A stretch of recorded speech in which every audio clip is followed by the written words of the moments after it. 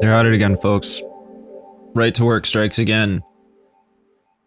HB 1704 in the New Hampshire House is the latest iteration of trying to just completely destroy any opportunity of collective bargaining agreements in favor of individual negotiation, which basically means that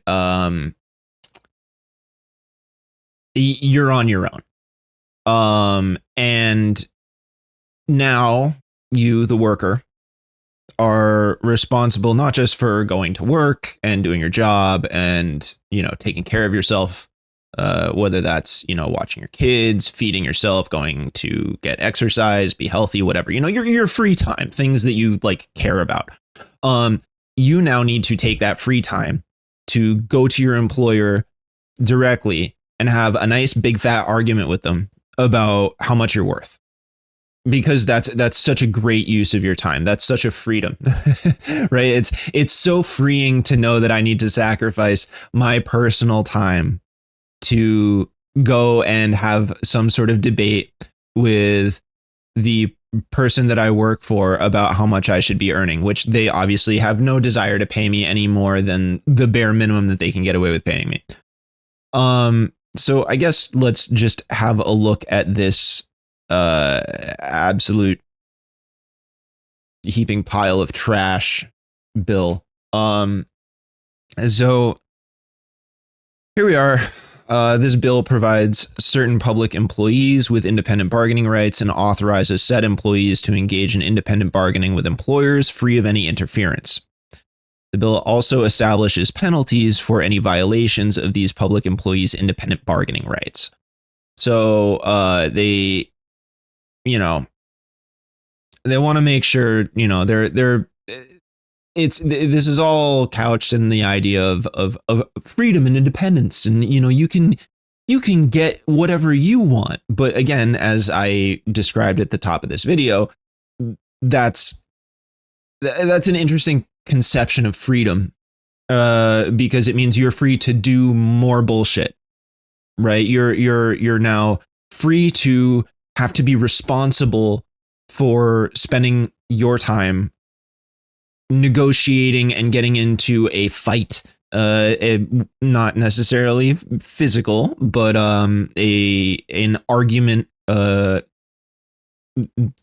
We can debate the terms here, but a negotiation is literally a debate between two parties about what's going to happen, which means that is inherently a conflict, right? You have two parties with separate interests that are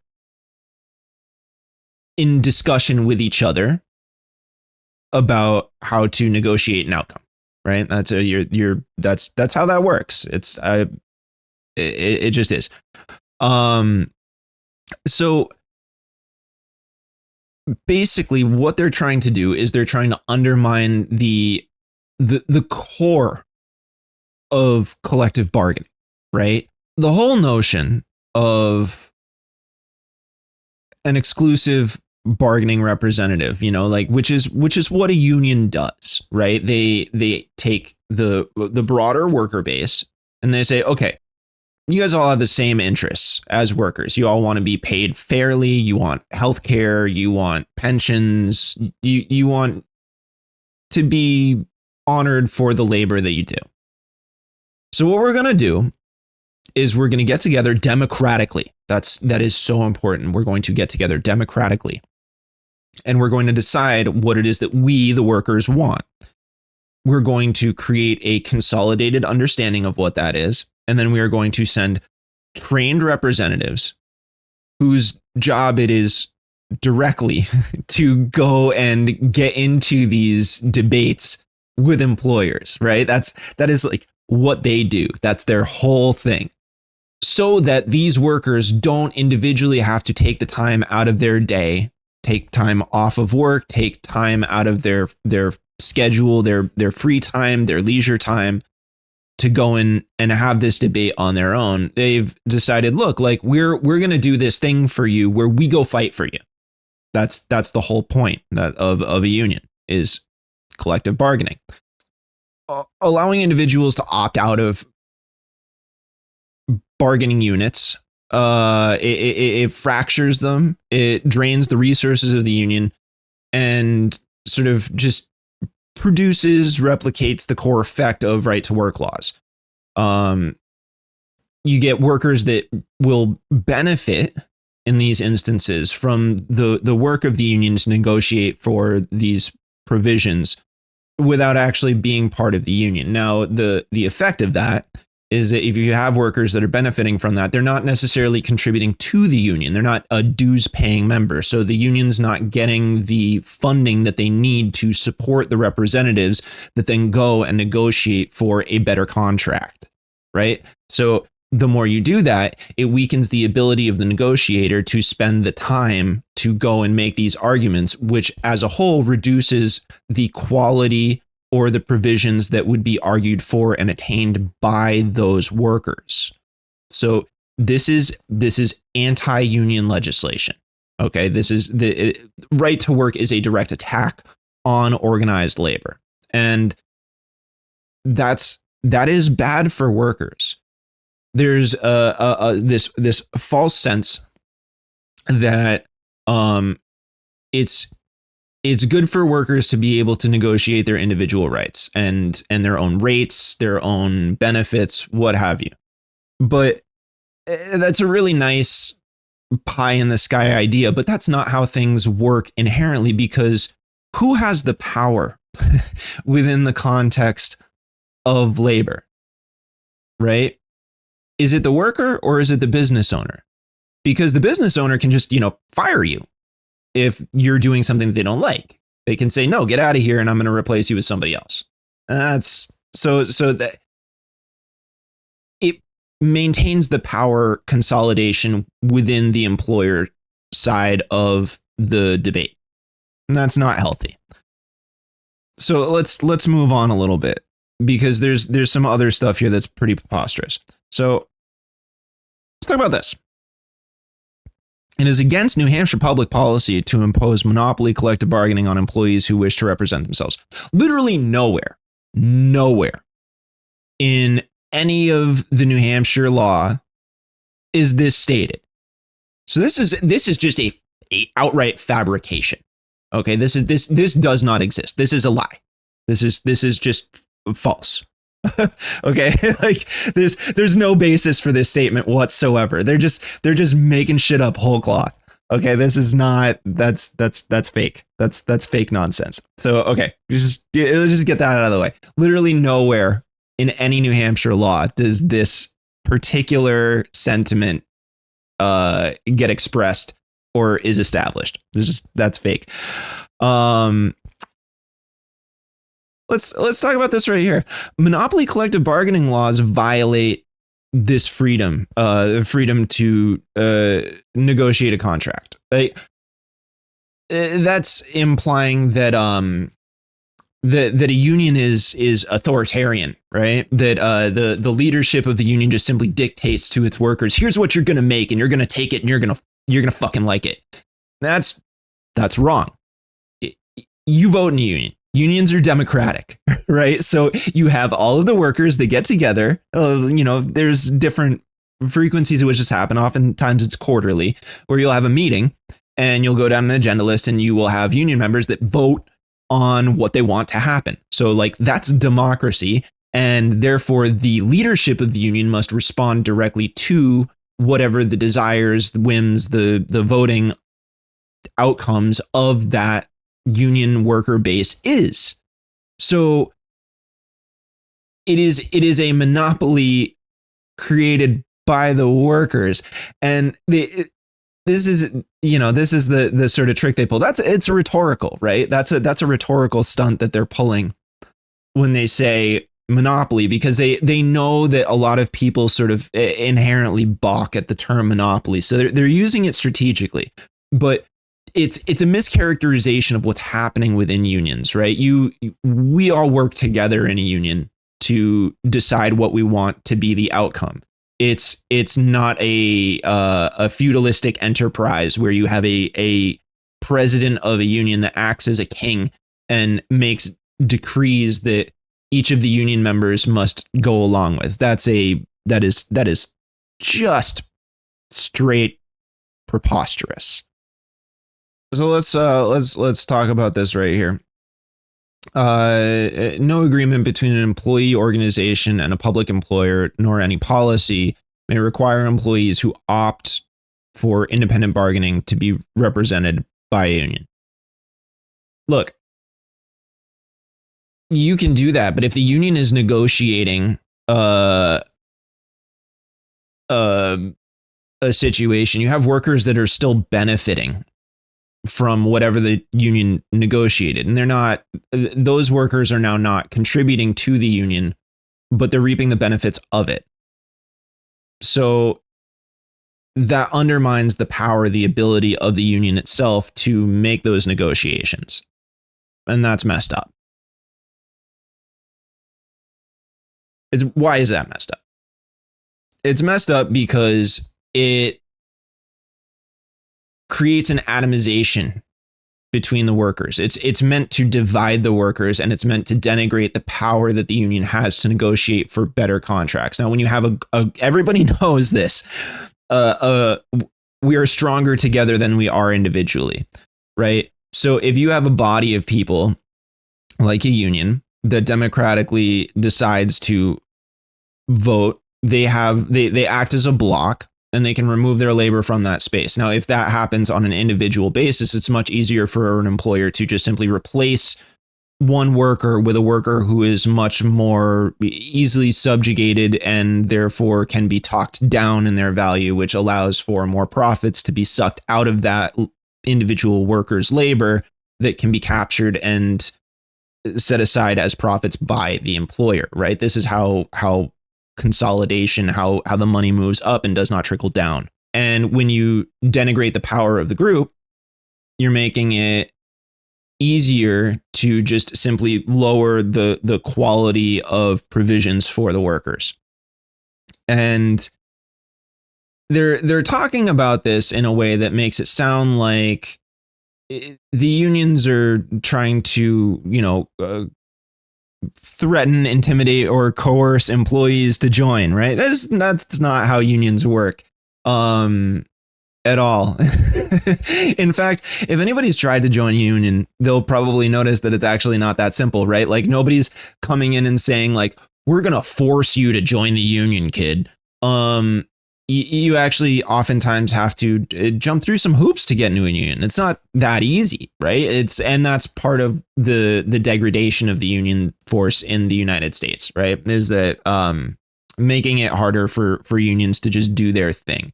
A lot of times you need to be brought into the union by a union member. Now, certain unions are much more willing to do this than others. There's a bit of, there's some nuance to that.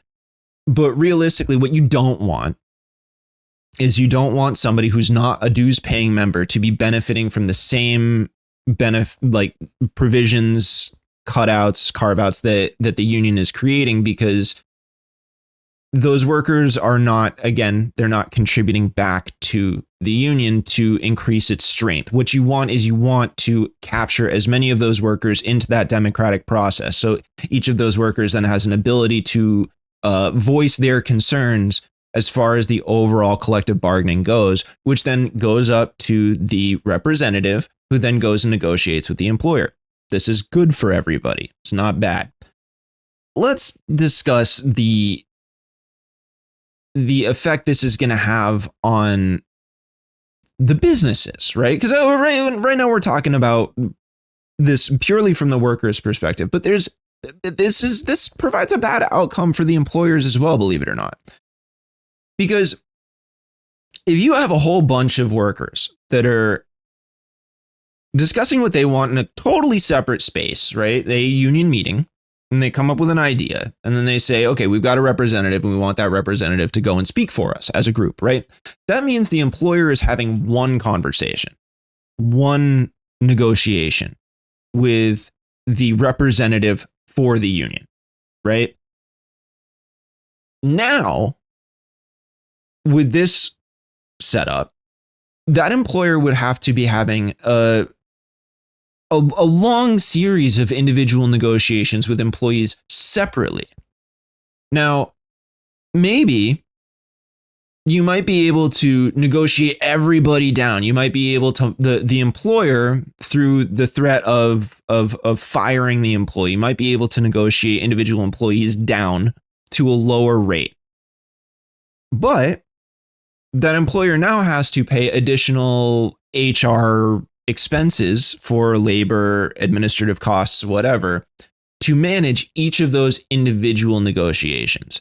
So it's actually going to be more expensive in the long run. Like you would have to cut insane amounts of labor costs in order to balance out the amount of money you're spending to manage the time of all of those individual negotiations. You're just kind of trading one labor for another. You're saying, oh yeah, well, we're going to reduce the pay for all of these workers over here, but now we also need to double, triple, quadruple our HR staff to manage all of those individual contract negotiations for the workers, right? So it doesn't help the employers at all, really. It doesn't give them any additional money or time to work with, because it's creating more bloat. Now, I thought these were the people that advocated for smaller institutions, smaller government.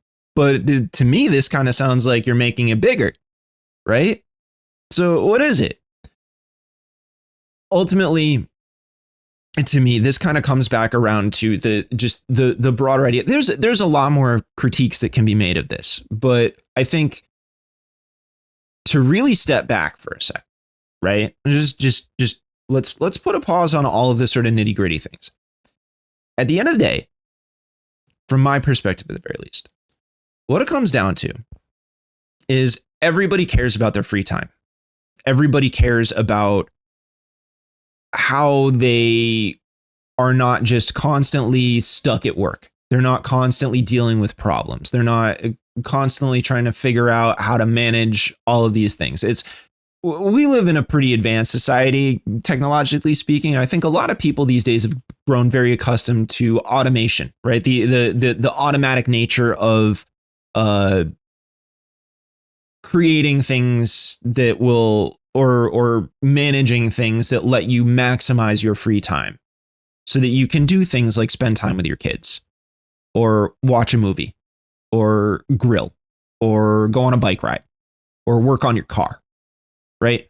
Spend time with just spend time with your family. Do stuff that you care about. Sleep, right? Like that's what we really want to do. It's like we want to go to work, we want to do our job, and then we want to come home and we want to leave that shit at work, right? And nobody want to be just existing in a state of labor all the time. It's just not a real thing. We want the freedom to spend our time how we want to spend it.